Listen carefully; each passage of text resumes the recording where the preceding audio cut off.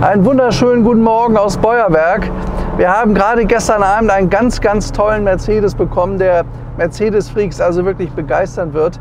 Das ist ein Mercedes 300 SEL 3,5 Liter, das heißt mit 8-Zylinder-Maschine aus dem Baujahr 1971. Und das Tolle an dem Wagen ist, der Wagen ist in einem absolut fantastischen Zustand. Es sind ja von diesen Autos ungefähr 9000 Fahrzeuge gebaut worden. Also relativ viele, aber es war der Luxusvorstandswagen schlechthin seiner Zeit. Der Wagen ist nur von Ende 69 gebaut worden bis Anfang 1972, also hatte eine sehr kurze Produktionszeit. War aber einer der schönsten S-Klasse-Limousinen, die ich überhaupt kenne. Und das sind halt Autos gewesen, die haben hohe Laufleistung gehabt, die sind richtig eingesetzt worden, die sind wirklich benutzt worden. Und unser Auto hier ist in einem so fantastischen Zustand, der kann nicht viel gelaufen haben. Schaut euch mal dieses wahnsinnig toll erhaltene Original-Armaturenbrett an hier vorne. Die Instrumente, alles an dem Auto ist neuwertig. Dann ist der Wagen zu einem renommierten Mercedes-Klassikhändler gekommen. Da ist er restauriert worden mit dicker Akte, mit Fotodokumentation. Und der Besitzer, der das Auto dann erworben hat, den kenne ich selber schon über 25 Jahre, auch ein totaler Mercedes-Kenner, der nochmal in jedem Detail geschaut hat, dass er wirklich alles verbessern kann an dem Auto, was auch nur möglich ist. Und was wir hier heute Morgen erleben, das ist ein wirklich fast neuwertiger 3.5er, und zwar der 300 SEL. SEL deshalb, also einmal lang heißt das, der war 10 cm länger als die normalen Limousinen. Und dann ist das ein Auto mit Luftfederung gewesen, was bedeutet, dass er wirklich auch ein tolles Fahrwerk hat, weshalb der Wagen sich wirklich gut bewegen lässt. Ja, kurz zur Erklärung, was ihr hier vorne im Armaturenbrett sehen könnt. Das ist einmal das Becker Grand Prix, Originalradio aus der Zeit. Hier vorne hat er die Mittelautomatik, also diese Autos gab es auch mit Schaltung, aber sehr selten. Und er hat 4 elektrische Fensterheber, könnt ihr hier vorne sehen. Ist ein Extra gewesen. Klimaanlage hat er keine, die ist seinerzeit nicht gewählt worden. Es war ein deutsches Auto. Wir haben heute noch den Pappdeckelbrief, den zeige ich euch gleich mal. Und die Geschichte über das Auto ist also immer bekannt. Also wir wissen zu allen Zeiten, wem das Auto gehört hat eine lückenlose Historie. Und diese wunderschöne Farbe, was unser Auto hat, das ist die Farbe 904, dunkelblau, steht auf der Datenkarte. Ist einer von ganz wenigen originalen 904 Mercedes, einer der gesuchtesten Farben überhaupt auf dem Fahrzeug. Er hat sie original ab Datenkarte, ab Werk, der ist so bestellt worden. Ebenso dieses wunderschöne graue Velour. Originalstoff, Original-Velour, das ist aber mal erneuert worden, aber es ist das, was da reingehört. Auch das richtige Material, das ist öfter mal nicht der Fall, weil es nicht mehr verfügbar war. Hier war es noch verfügbar. Also das Auto zeigt sich heute in einem einmaligen, fantastisch original erhaltenen Zustand. Er ist restauriert worden, aber von Mercedes mit sämtlichen Originalteilen, die da nötig waren. Das Schöne bei unserem 3,5 Liter Mercedes, er hat ein originales Schiebedach, könnt ihr sehen, haben wir bei dem Wetter heute auch geöffnet. Da kommt ein Auto von vorne, Vorsicht Lukas. Das ist ja wirklich, wird ja immer spannender. Wir filmen ja schon mit 4 Kameras an dem Auto. Mittlerweile haben wir auch eine Drohne, die uns begleitet. Ihr müsst uns ein bisschen verzeihen, wenn das immer nicht alles ganz hundertprozentig perfekt ist. Aber wir versuchen uns zu verbessern und euch möglichst viele Eindrücke davon zu zeigen, wie sich so ein tolles Auto fährt, wie er von oben aussieht, wie er von der Seite aussieht. Weil das bei so einem Wagen einfach sehenswert.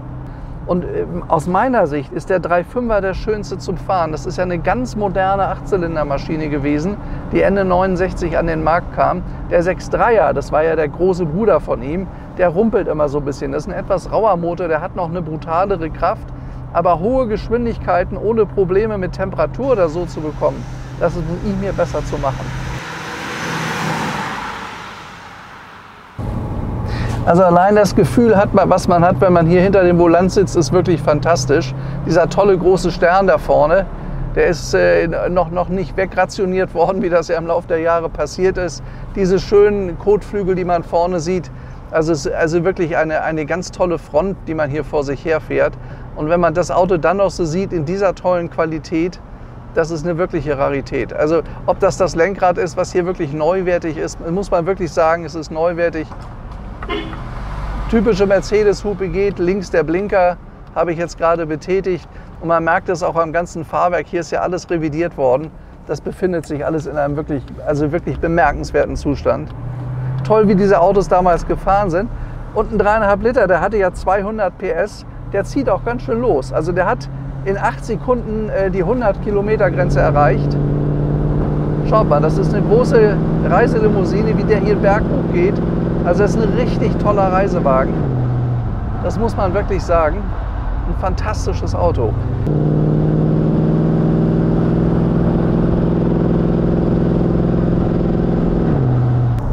Das Interessante bei unserem Mercedes, derjenige, der das Auto jetzt besitzt und mir anvertraut hat, er ist ein absolut penibler Mensch und er hat sogar die originalen Reifen wieder drauf gemacht, wie sie damals der Fall waren. Oft gibt es ja heute Billigfabrikate, das hat man hier nicht gemacht. Hier ist der Reifen drauf, wie er seinerzeit ausgeliefert wurde, der Michelin-Reifen. Ich zeige euch das einmal mit diesem besonderen Profil. Waren die besten Reifen, die kosten natürlich ein bisschen mehr, aber so ist dieses ganze Auto gepflegt und gewartet worden. Man hat in jedem Detail darauf geachtet, dass es Original Daimler-Benz ist und man ist in keinem Punkt von der Originalität abgewichen.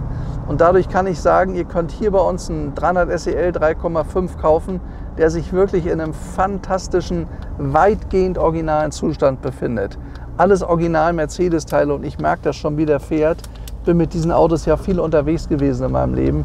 Ich fahre die unheimlich gerne und der Wagen ist absolut authentisch hier. So gehört so ein Auto und nicht anders. Also es ist eine Pracht, es macht eine Freude, den Wagen zu fahren, muss ich wirklich sagen. Ich erinnere mich da an alte Zeiten, habe ich früher viel verkauft und viel selber gehabt. Nur im Laufe der letzten Jahre sind die selten geworden, die Autos, weil einfach viele kaputt gegangen sind und sich keiner mehr die Mühe macht, mit so einer tollen Limousine das in die Qualität zu bringen. Hallo. Was? Ich weiß, wer Sie sind. Grüß Sie. Grüß Sie. Hallo, wir drehen ja unsere Filmchen immer. Ja. Ihr dürft auch in unserer Kapelle dürft auch immer. Ja? Gehört euch? Ja. Fahre ich jetzt hin. Machen wir jetzt einen Film. Mal gucken bei Cargold YouTube. Ja? Also, herzlichen Dank. Tschüss. Hast du das mitgefilmt eben? Das war ja geil. Dürft unsere Kapelle auch nehmen. Herrlich. Das ist doch gut, was?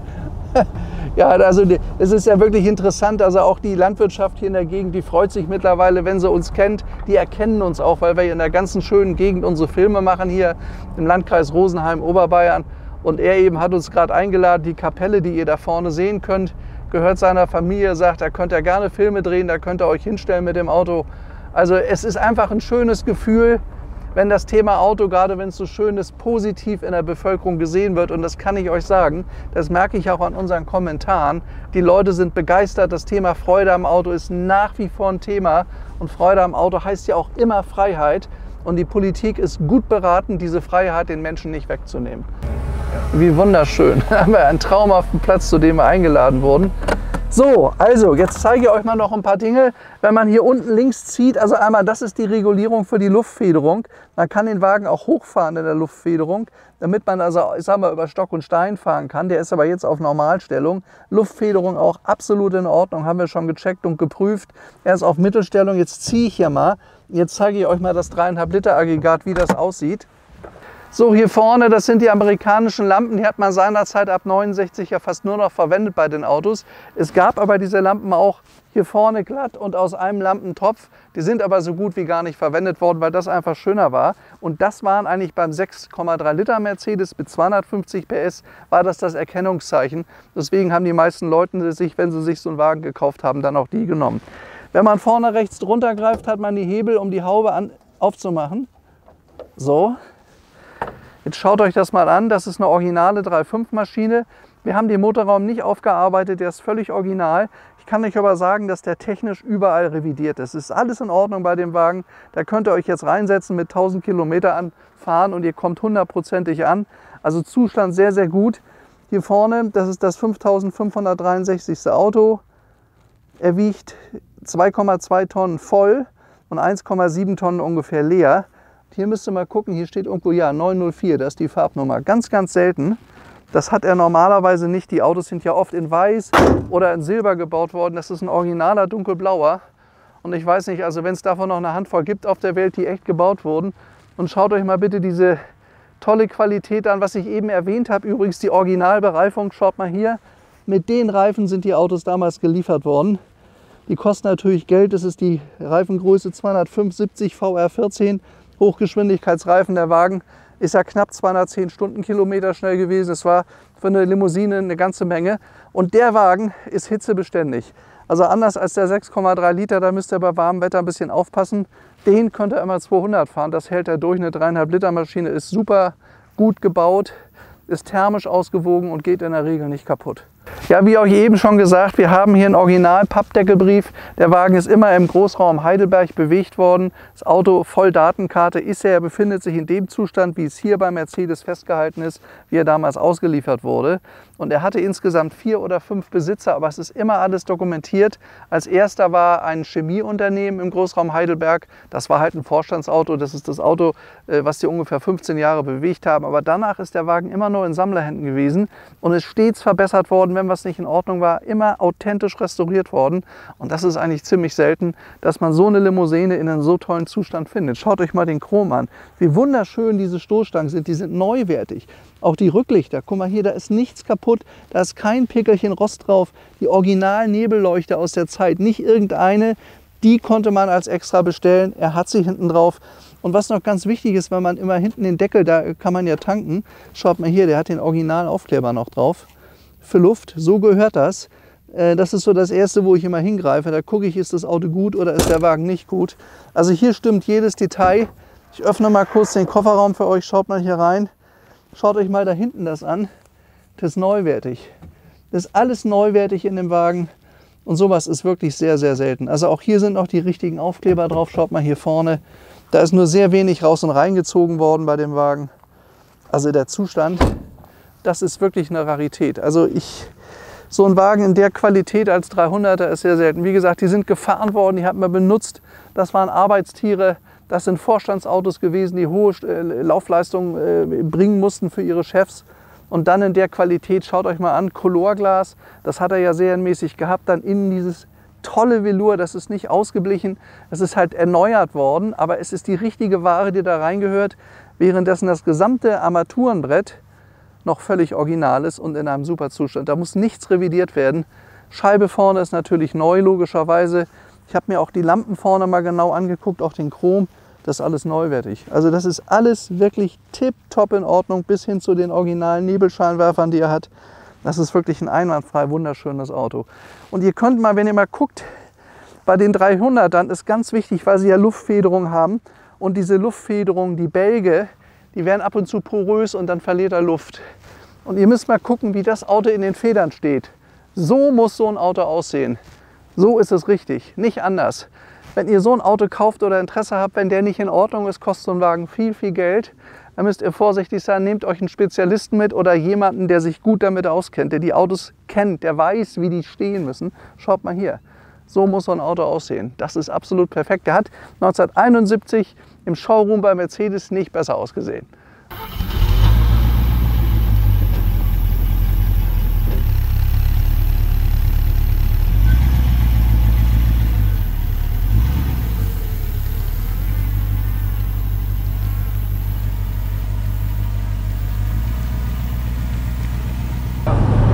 So, jetzt fahren wir noch ein bisschen Landstraße mit unserem tollen 3,5 Liter.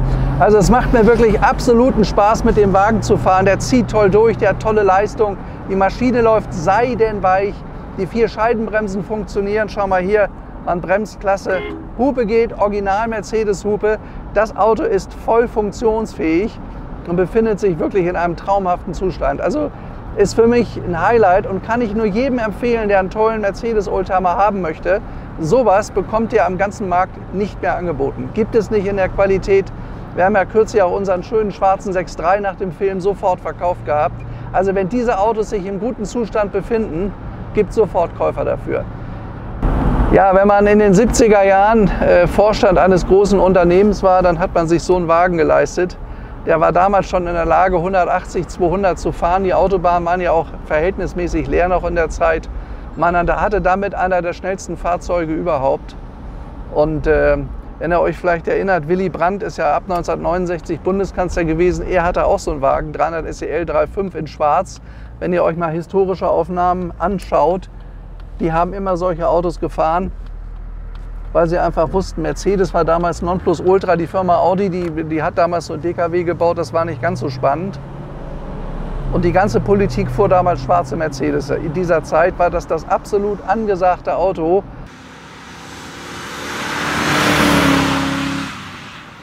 Müsst mal hier schauen, dieses schöne Holz hier vorne auch. Das ist alles noch original, das ist nirgends kaputt oder verblichen. Dann hat er diese schönen Ausstellfensterchen hier. Wenn es mal ein bisschen warm wird, dann kann man die so ziehen und es bläst hier herrlich ins Auto rein. War eine super Erfindung, hat man dann leider nachgelassen, weil per Draht konnte man hinten den Nupsi da aufmachen und dann ist das Auto gestohlen worden. Aber war seinerzeit eine super Erfindung, dieses Dreiecks-Ausstellfenster. Und wenn ich jetzt hier fahre, wir haben es heute auch relativ warm, aber der Wagen hat ja nun keine Klimaanlage. Das ist überhaupt nicht nötig. Also man hat genügend Luft, dieses riesige Schiebedach da oben über uns. Hier vorne kommt die frische Luft rein, herrlich. Also man kann hier richtig genießen, ich kann das richtig genießen, mit diesem tollen Vorstandswagen hier zu fahren. Es macht absoluten Spaß. Also ich glaube, das ist die erste Reiselimousine, die Mercedes gebaut hat, mit der man wirklich große, weite Strecken fahren konnte. Völlig entspannt. Es gibt einem Gefühl, sage ich mal, wie heute auch moderne Autos. Nur dieser ganze Chrom hier an dem Wagen und wie schön dieses Auto designt ist, das vermittelt einem so ein Gefühl, stolz darauf zu sein, was man bewegt. Das ist so richtig Mercedes und das haben sie mit diesem Auto, mit dieser S-Klasse, wie bei keinem anderen auf den Punkt gebracht. Und das war leider dann Anfang 1972 vorbei, da gab es die Autos nicht mehr. Da kam dann der W116, das war ein völlig anderes Konzept. Da gab es dann den 450 SE oder den 350 SEL. Das waren völlig andere Autos. Also dieses herrschaftliche, tolle Gefühl, einen wunderschönen Mercedes zu fahren, wie das ja auch in den 30er Jahren seinen Ursprung gefunden hat, war mit dem Ende dieser Baureihe vorbei. Danach hat eine andere Zeit begonnen, eine gewisse Moderne. Das gibt es also, wie gesagt, so heute nicht mehr. Heute sowieso nicht. Da hat man nochmal eine ganz andere Anmutung in den Autos. Aber das hier, das ist noch richtig. Man hat diese tollen Armlehnen hier vorne. Schaut euch das mal an. Man sitzt bequem wie in so einem Sofa oder Sessel. Aber wenn man richtig Leistung braucht bei dem Auto, dann bekommt man sie auch. Also das Auto zieht richtig los.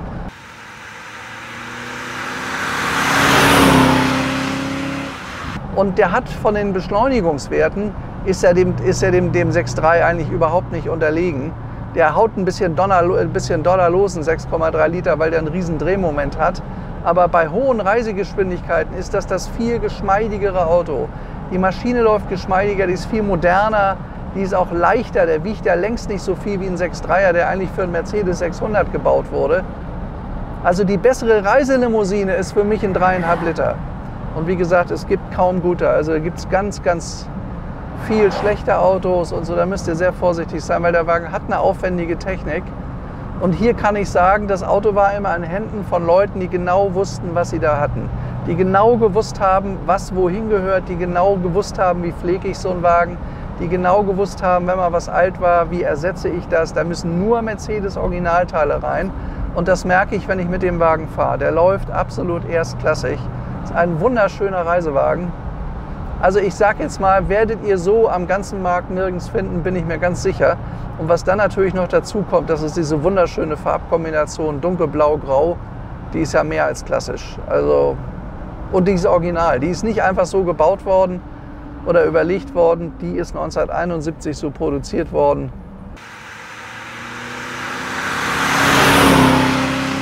Kann ich das mal sagen? Ach, übrigens auch mein Sohn, der hat ja bisher mit Autos aus dieser Zeit gar nicht viel zu tun gehabt. Der hat früher aber gesagt, Papa, du mit deinen alten Autos. Aber seitdem er hier mitfährt und die Probefahrten mitmacht, dann macht er bei uns auch die Videos aus der Luft. Er sagt, Mensch, das sind ja tolle Autos gewesen.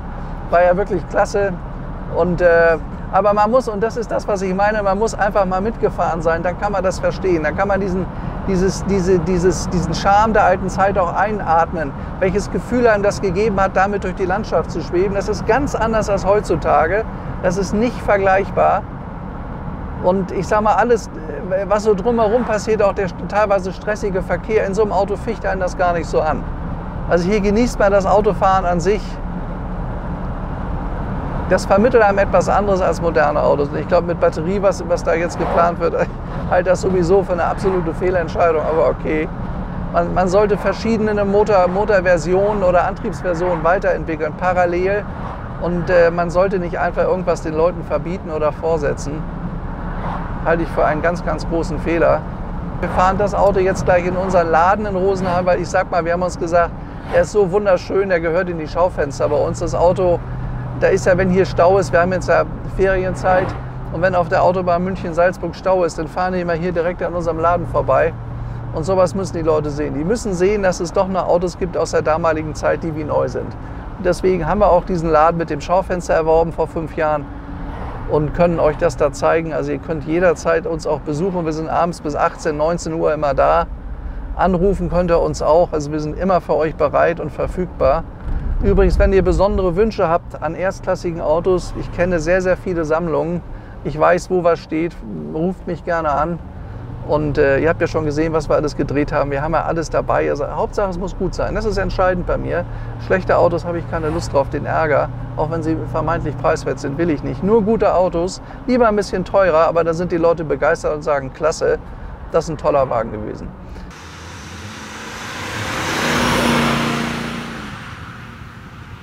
Ja, liebe Mercedes-Freunde und auch sonst liebe Fans von tollen Autos, das war mal wieder eine schöne Probefahrt, die mir auch viel Spaß gemacht hat mit einem Mercedes 300 SEL 3,5 aus dem Baujahr 1971, also vor 5 Jahren hat es das gegeben. Ich wünsche euch alles Gute, schönes Wochenende, alles Gute, schöne Saison. Bis bald, bis zu meinem nächsten Film. Euer Stefan Luftschütz. Ciao.